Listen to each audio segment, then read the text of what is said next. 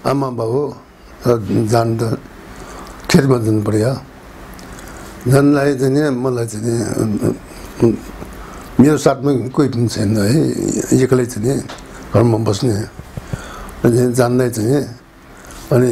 मलाई माटो अलिकति बनाइदियो भने मुतेर चाहिँ नि अलिकति जेल जान्छ अनि म चाहिँ नि त्यो माटोमा खेल्नु त्यो गाउँ भ्याएको भने चाहिँ मातृका देउता बनाएको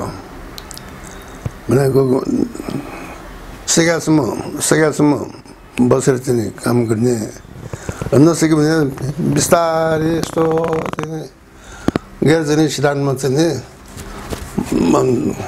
सुत्ने अनि चाहिँ निन्द्रा आउला जस्तो भयो भने यस्तो गएर चाहिँ निन्द्रा चाहिँ छलाउने फेरि बिस्तारै उठ्ने त्यही काममा लाएर चाहिँ नि काम गर्ने यस्तो गर्दा बित्यामा निन्द्रा आउँछ भनेको फेरि आफूले नि विचार गरेर चाहिँ नि निन्द्रा जस्तो भयो भने बिस्तारै चाहिँ नि उठ्ने त्यो मठमा खेल्ने गर्दा पहिला त्यो काम जाने भएको थियो त्यो बिरामको बेलामा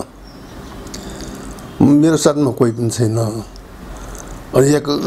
एक्लै चाहिँ नि घरमा बस्ने त्यस्तो गरेर चाहिँ नि 6 महिनासम्म चाहिँ नि त्यो माटको काम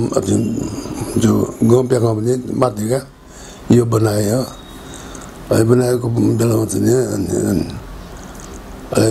यो चाहिँ नि मेरो बनाएको चाहिँ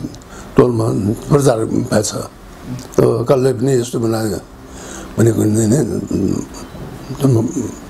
भन्छ अनि पछि चाहिँ नि बजारलाई चाहिँ नि यो पञ्चायतका यो के जो त लगेको यो कस्तो बनाएको भनेको सोझ्या बेलामा चाहिँ बजारलाई चाहिँ नि कालले बनाएको भनिदियो अनि त्यो पञ्चायत पनि त्यो घरमा आएर चाहिँ नि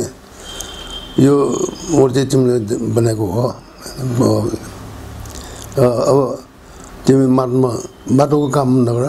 बनको काम गर तिमी भनेको चाहिँ नि भनिदियो